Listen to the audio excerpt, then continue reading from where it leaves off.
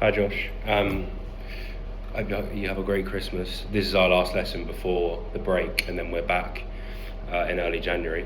I know George went through with you last week, the Tornado of Souls solo, and he's mentioned to me that he got you working with some like left hand technique.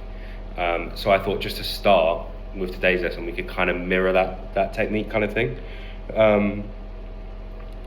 And I think the most important part, because your technique's really good, you can play really quickly, it's just getting the clarity in notes.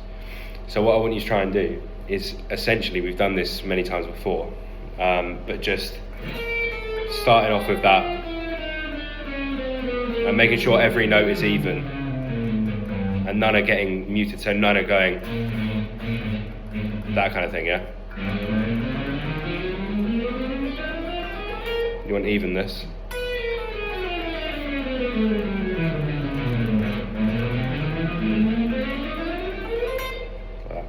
You heard I played that note there. That's what you want to avoid. The next bit that I want you to kind of do is working on that, but with legato. And I think we've touched on this before. Legato is so important because this hand is the metronome now. So the amp's cutting in and out, but like that, you want it to be even because this hand's not requiring. That's the hand's not doing that anymore. Yeah, so I want you to practice doing that just down the same pattern.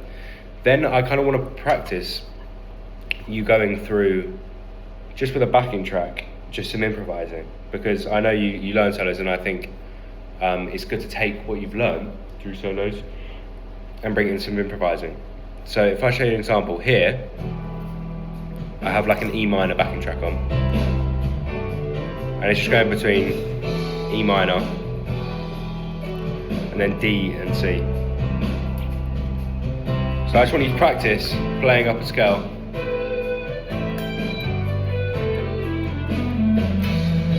But with an E minor backing track. I'm just going up the E minor pentatonic box.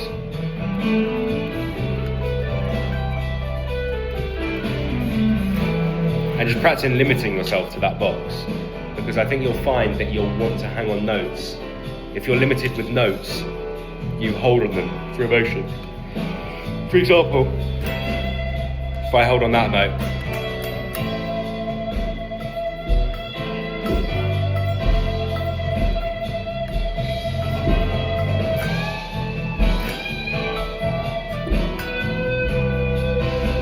you can hear holding on a note allows it to really breathe when you play.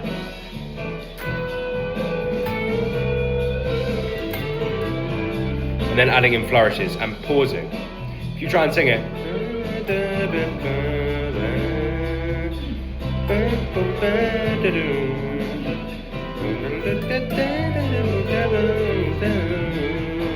if you sing it, you're going to need to breathe, so it will give you a chance to breathe.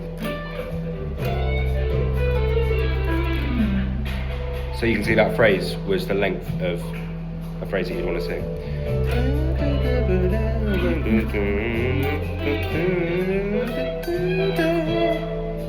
And then you break. That's kind of what I want you to focus on.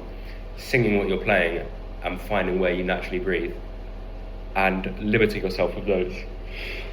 Because I know that you know lots of scales and like patterns, but I want you to try and find notes that you are familiar with and that you can play with, instead of a lick, for example. But I hope you have a great Christmas. Let me know how that goes when you work on those, and I'll see you in the new year.